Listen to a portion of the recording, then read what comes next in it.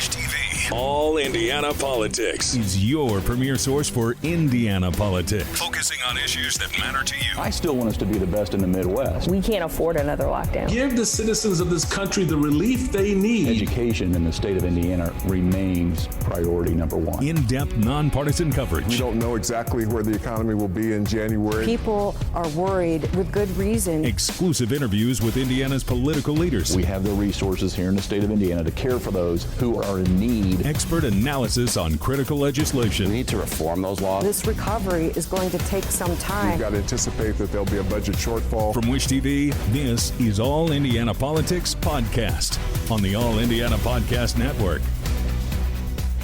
Good morning, everyone. Thank you for joining us for All Indiana Politics. Another extraordinary week in politics and government. Wednesday, the insurrection at the U.S. Capitol. Pro-Trump supporters overwhelming Capitol Police and swarming in the building, sending lawmakers and the vice president running for shelter and safety. Now calls for President Trump to be removed from office in the final scheduled days of his presidency. Let's start with Indiana Democratic Congressman Andre Carson. First off, walk us through what happened on Wednesday. Where were you when this was all unfolding physically, and what was going through your mind as you were watching this unfold? Well, I had just finished a caucus Zoom. I came to the campus very early. I had left the office of Congresswoman Joyce Beatty, who is the incoming Congressional Black Caucus chair. I went to my office to get on a Zoom with the Congressional Black Caucus, and I was alerted by a Capitol Police officer to stay in my office. But the day before, I had posted on Instagram, our staff, we had posted protesters on Capitol grounds. And there were people who were upset about our video post, but it was a way for us to indicate the environment and the intensity of the environment at the moment. And then a day later, unfortunately, lives were lost. But I was in my office. I was there for maybe 9 hours by myself, communicating by group text with other colleagues who had been ushered into committee rooms, and some were still at home. But it was just an interesting moment. And I was in contact with Capitol Police officers. I've been checking on them, those particularly on our side of the Rayburn building. And I think it just speaks to a lot. And a lot of Capitol Police officers obviously are upset. They're disappointed. They're embarrassed. And many of them have complained about wanting to speak at these hearings to members of Congress and not just have top brass representing. And they too feel that there are too many empathizers and sympathizers within the ranks of the Capitol Police and, of course, other law enforcement agencies, as we know. So in your opinion, is that what happened? Is that where everything went awry? Well, I think I've said before years ago, and I was met with criticism, but it only comes from my law enforcement lens, that the sergeant at arms who has submitted his resignation, as well as Capitol Police Chief, but both entities are understaffed and they don't have the capacity, I believe, to protect hundreds of members of Congress in both chambers. They've not had the capacity. Do they need more resources? Yes. But there's also a leadership issue. And I think to the degree in which Congress can help, there has to be greater coordination with the National Guard, Metro Police Department, and other police agencies. I'm calling for an investigation, and my hope that the agencies of jurisdiction, particularly the FBI, pull all camera footage and conduct a thorough investigation. We would like to know, especially on the Intel Committee and others, how many undercover officers were present. We know that there were undercover officers and federal agents who were within the Black Lives Matter movement during the summer protests. How many of those undercover officers and agents were present during the Proud Boy movements and other movements to get enough intel and information about what happened? Moving forward from the political standpoint, what should happen to President Trump, in your opinion? I think he needs to be removed from office. My colleagues are calling for it. A fellow Hoosier, Mike Pence, would have to be on board. But look, we're entering recess. By the time we come back, we'll be swearing in Joe Biden as our president. And so it's really a symbolic gesture, but symbols have meanings, as we see. People still want to see us fighting. The first line item agenda will be getting Americans $2,000 checks, something Trump failed to do, even though he said he supported it. He failed to get Mitch McConnell on board. But Trump has proven himself to be someone who's not a team player. He's already said he won't be in attendance for the inauguration.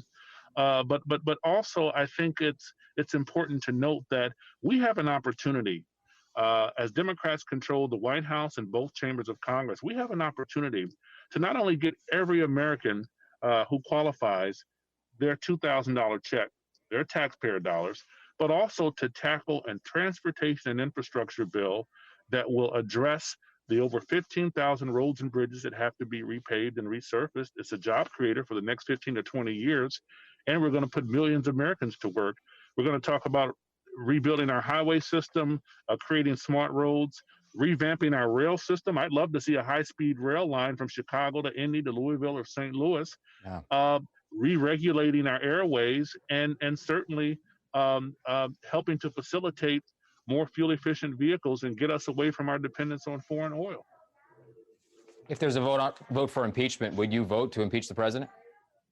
Absolutely, absolutely. But at this point, by the time we get back, we'll be swearing in Joe Biden. Right. But if there is one, I'll be there. Okay. All right. Congressman, always good to see you, sir. Thank you for taking some time. Be safe. What an honor. Thank you, sir. Appreciate you. Meanwhile, 3 Indiana Republican House members voted against both electoral challenges following the Capitol siege. Larry Bouchon was one of them. He was in his office when the mayhem started.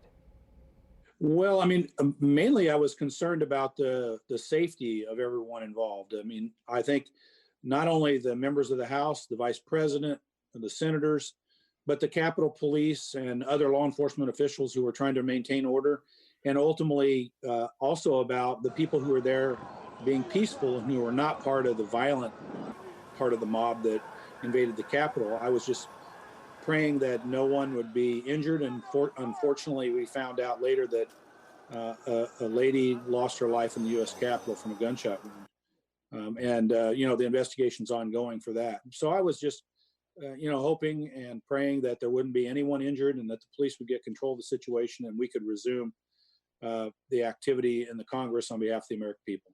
We've heard some people use the terms sedition and insurrection. How would you label yesterday? Well, I think it was an attempt at insurrection. The people that tried to take over the Capitol for a short period of time, truly believed they could overturn an election by taking over the U.S. Capitol and the U.S. government. I mean, in their own minds. So I think this was a very aggressive move by these group of people and should be taken seriously. And I think that's the way most people are looking at this. That being said, it begs the question, do you think it was taken seriously enough? Well, I think the security was lacking. I think when they look back and look at how they prepared for security at the U.S. Capitol and the Capitol complex, clearly it wasn't sufficient. And I think there's going to be a significant review of that. Under normal circumstances, the Capitol Police are there to protect not only members of Congress, but tourists and everyone else in the Capitol complex. And I think they did their job to the best of their ability.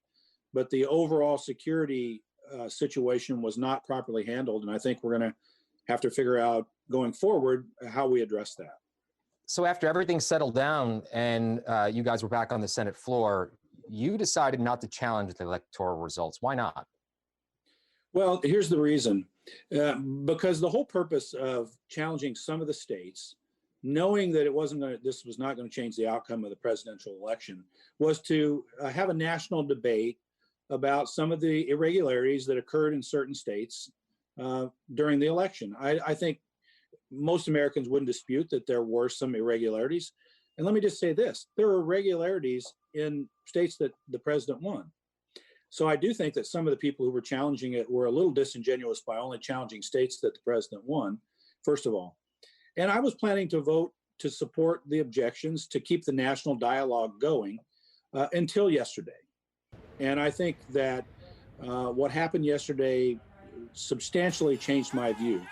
I think we accomplished the goal, have a national discussion, but with the risk of ongoing civil unrest, I don't think as leaders that it was wise for us to not complete our constitutional process approve the electoral college votes of all the states, which were certified individually by the states, and move forward. And so I decided not to support the objections for those reasons. Would you go as far as saying that, and I'm sorry to cut you off, would you go as far as saying that the president and those who did challenge are to blame for yesterday's chaos and rioting? No, I wouldn't go that. I mean, let me just say a few things. First of all, individuals are responsible for their actions, and the individuals that breached the Capitol are responsible for their actions. That said, and I said this in my statement, earlier in the day, the president had a rally close to the National Mall, and he did suggest that people should go to the Capitol. And I can paraphrase, basically to tell Congress to overturn the election. I mean, that's a paraphrase of essentially what the president said. Words do matter. And I think the president made a big mistake with what he said, and some of the rhetoric about the election being stolen from people is a mistake. Even though I fully support the fact that there were some election irregularities. Right. There were election irregularities, but that's not our process. The president and his team went to court, and not a single court case went in their favor. In fact, Trump-appointed judges ruled against him over and over. Yeah. We heard Lindsey Graham kind of make the same statement yesterday on the floor, followed by a lot of other lawmakers sharing that same sentiment. I want to ask you this question because we're kind of tight on time. Senator Schumer wants the president removed from office. Your colleague, Representative Kinzinger from Illinois, wants the 25th invoked. What say you? Well, I don't know if it needs to go that far. I mean, we only have 2 weeks left in this presidency. I think that, I'm not very pleased with the president for his criticism of my friend, the Vice President Mike Pence, who I think has done a tremendous job on behalf of the administration and did a tremendous job yesterday following his constitutional duty. But that said, I'll leave that up to the Vice President and cabinet members and other leaders to make that decision. It's above my pay grade. But I do think that the president needs to watch his rhetoric for the rest of his term. And today he started that by saying that he would ensure a peaceful transition of power, which is the American way. Hopefully some brighter days ahead.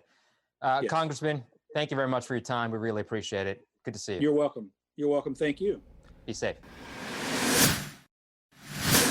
And welcome back to All Indiana Politics. As we continue to follow the stunning events in Washington, D.C. this week, we talked about Democrats, including Andre Carson, calling for the president's removal. Former Indiana Senator Joe Donnelly is also on that list. You're now calling for the resignation of the president. I am, because he incited an insurrection against the United States government. There's no other way to put it. I wish there was another way to put it. For many years, I've been against moving forward with the 25th Amendment. We've seen a lot of things that make you shake your head, but I never pushed for this before. But I think it's appropriate now that the president resigned. His incitement resulted in the deaths of 5 people at the United States Capitol the other day.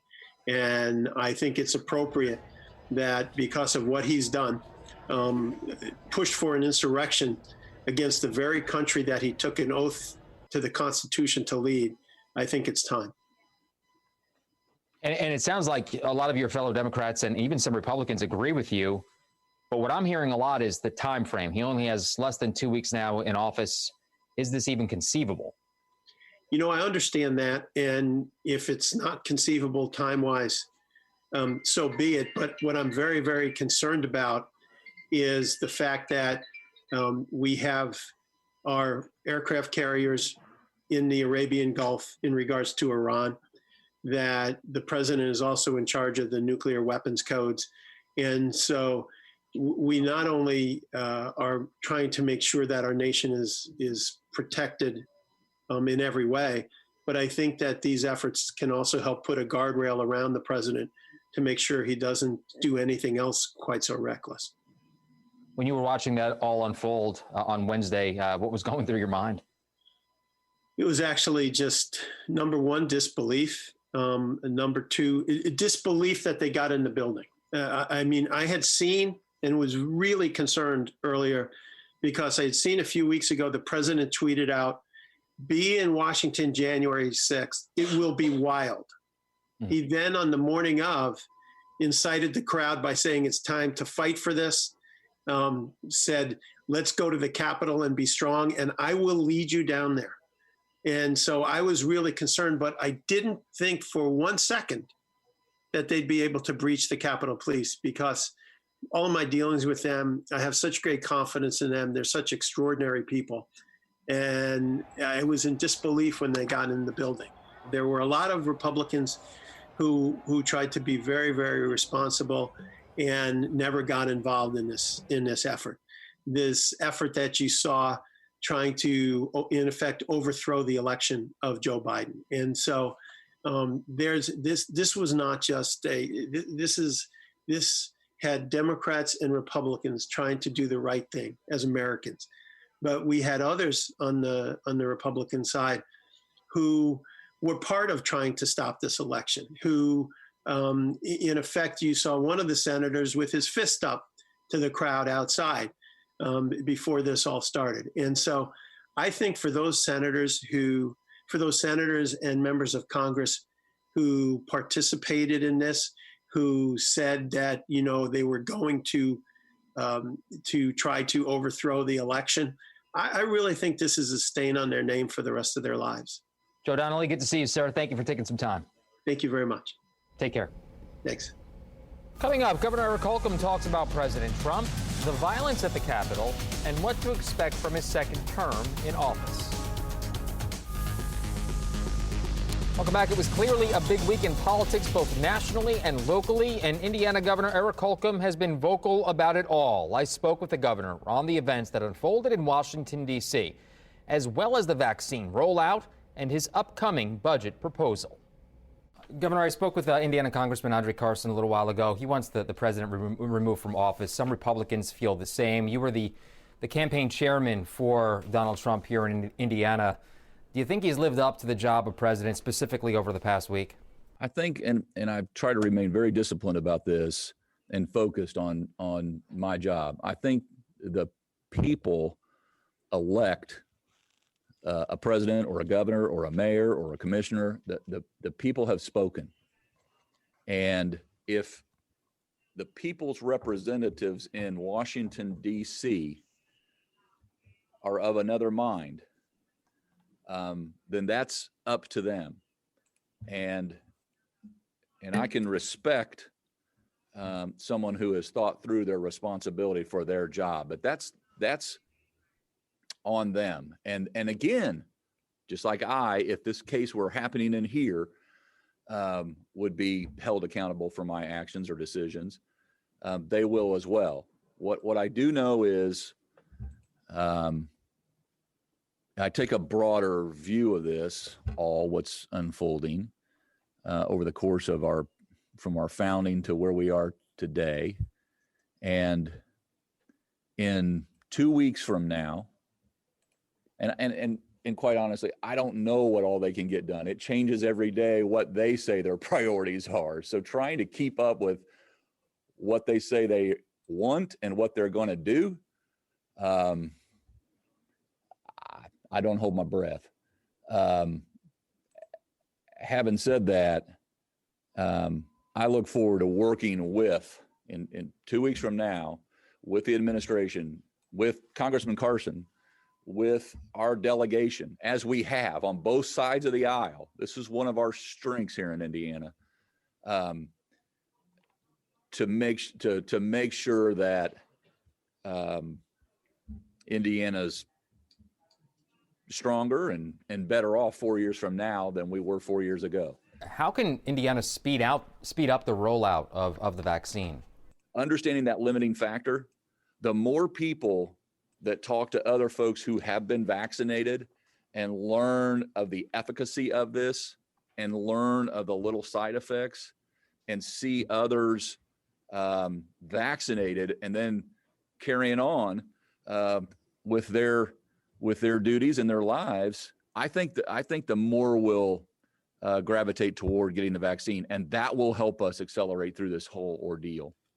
But the limiting factor is our inventory, because we've got this system built, and that system can build out if we had 2 more vaccines approved in February and in March, and then in April, then we could add on to the infrastructure we've already built out to distribute and administer into the arms. But you got to have the inventory. You talked about your budget. Have you thought about, or have you come up with any cuts yet? If you rewind the tape and you go back, and I'll confess, I said on record, this could be like 2008, 2009 in terms of what the virus, the fiscal impact it could have on our economy. And so we were planning for a potentially, loss of revenue over a couple of years of north of $2 billion. Could have been 2.5, $3 billion. I even uttered the word $3 billion. And when you look at, past recessions in 08, 09, we took about a $2.5 billion hit. I wanted to be prepared for that. We immediately and aggressively went to our agencies and said, call it what you will, it was cuts. But, I said, you got to rein in about 15% of your budgets, and you're doing so anything that's discretionary is fair game right now, because we got it to the point of we got to provide the essential services that we got to provide. And so some things can wait. Well, every agency, to their credit, went out and said, here's our new budget going forward. We saved a lot of money over this last 6 months when that really kicked in, July through December. We also reined in higher education at 7%. We also turned over every stone. And in doing so, those were cuts. In my next budget that will be reflected, not every agency, because of your question, gets at it. Not every agency will be back at 100% of funding that they had going into COVID-19 in February, March, April. And so, you could answer that as yes, but I'm pretty bullish about where we are right now and how we've been able to fiscally manage our way through.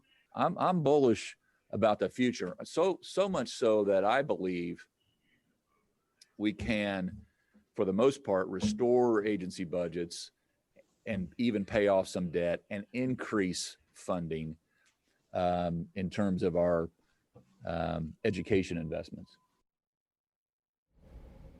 The governor will hold his State of the State address on January 19th at 7 p.m. You're watching All Indiana Politics on Wish TV.